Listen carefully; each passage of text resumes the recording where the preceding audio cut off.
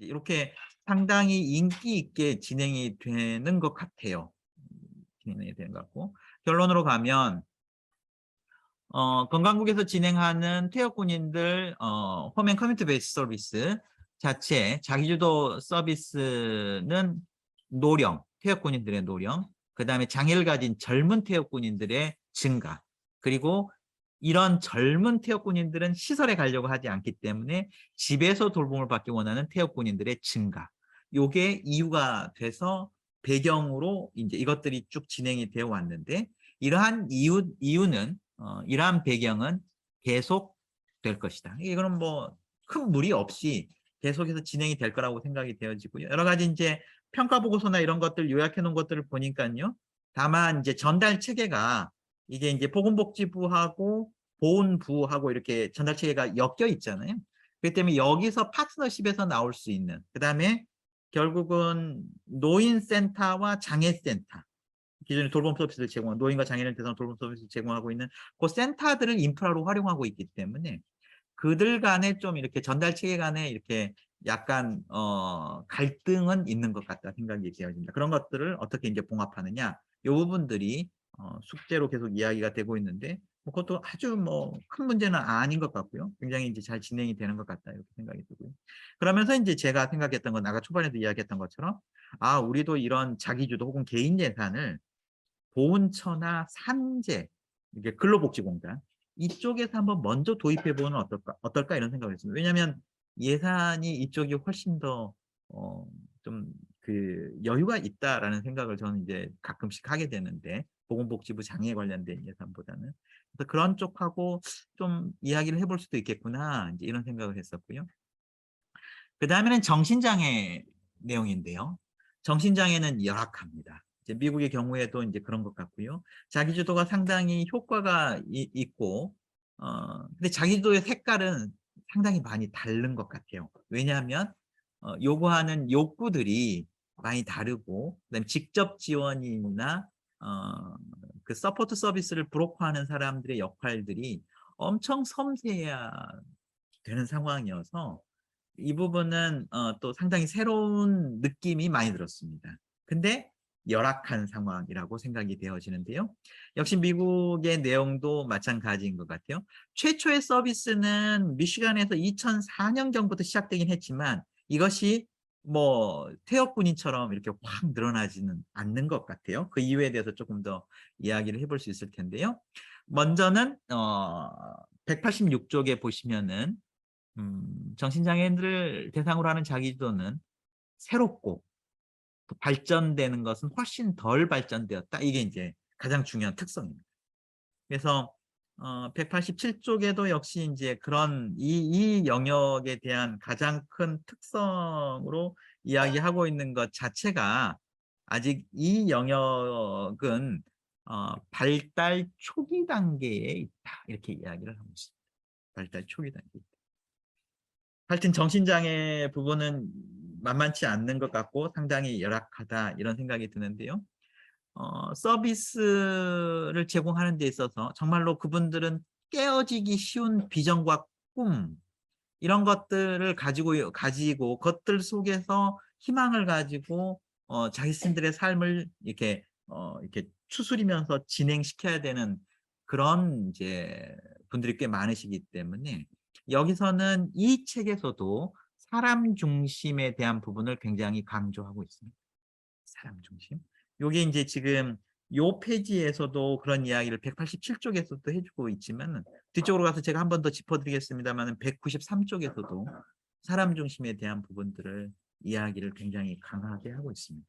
그래서 그분들이 이야기하는 여러 가지 꿈과 열망, 그다음에 그분들이 가지고 있는 어떤 비전들 이런 것들을 깨트리지 않고 어떻게 지원할 것인가.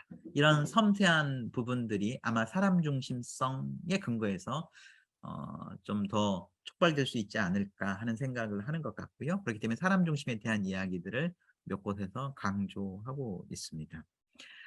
예산이 어려운 것은 기본적으로 정신질환 시설을 메디케이드 분야에서 예산을 완전히 배제해서 이 부분의 상환들을 진행하고 있지 않기 때문에 정신질환 서비스 시설에서 서비스를 받는 것에 대해서 다른 자기주도 서비스를 받는다고 했을 때 예산이 둘이 이게 서로 상쇄되거나 옮겨올 수가 없는 조건에 있다고 이야기를 하고 있습니다. 그렇기 때문에 이제 우리도 이제 약간 비슷한 내용들이 실적으로 장애인 복지 서비스를 거의 뭐 최근까지도 정신장애인들은 받지 못했던 부분이잖아요. 그래서 이제 그러면 병원 예산을 우리가 끌어서 그러면 서비스 유형을 바꿀 수 있느냐? 이제 그렇지 않는 거죠. 그렇기 때문에 이 부분에서 이제 예산부터가 벌써 이제 상당히 어려움에 처할 수 있는 상황이라는 것을 설명을 해주고 있고요. 그렇기 때문에 188쪽에 보시면은 일반 웨이버로 이것들을 진행하는 것이 아니고 어떤 주들은 굉장히 적극적으로 주가 입법을 해서 이것들을 진행하고 있는 곳들도 있긴 합니다. 지금 총 6개 혹은 7개 주가 이 사업과 관련되어 있다고 이야기를 하고 있습니다. 6개, 한 7개 주. 이따 주에 대한 부분들은 제가 또 체크를 해드릴게요. 한번 나중에 관심 있는 주들이 있으면 한번 보시기 바라고요. 이렇게 되다 보니까 188페이지로 다시 갈게요. 188페이지 다시 죄송합니다. 가보면은 이것들이 다른 웨이버가 아니고 연구와 시범 사업 웨이버로 진행이 되는 겁니다. 그러니까 이제 무슨 다른 프로그램을 만들 수 있는 게 아니라 그냥 연구 사업, 시범 사업 형태의 내용으로 요 부분들의 프로그램을 셋업을 하고 있는 거죠. 그러니까 이제 지속적이거나 뭐 계속 갈 수 있는 내용들이 아닐 수 이제 있죠. 이런 식으로 시작하는 주들이 이제 있는 거고요. 그렇게 시작하는 주들이 아마 미시간이나 이런 쪽들이 있기는 한데 여기서 지금 굉장히 적극적으로 하고 있는 주를 먼저 소개하고 있네요. 플로리다이고요. 플로리다 같은 경우에서는 법을 제정해가지고 진행을 하고 있는 상황이고요. 그래서 이것들이 시작이 된 것은 2002년부터 시작이 됐다고 이야기하고 있죠. 그러니까 사실은 그 아까 보훈부에서 진행하고 있는 퇴역군인들을 대상으로 한 서비스는 2008년부터 시작이 됐잖아요. 고민이. 그리고 18년이면 셋업이 되는데 요거는 필요에 의해서 초기에 이렇게 진행이 됐다 하더라도 활성화되는 데는 아직도 요원한 상황이라고 보여지고요. 첫 번째가 이제 플로리다 이야기를 했고요. 두 번째가 미시간.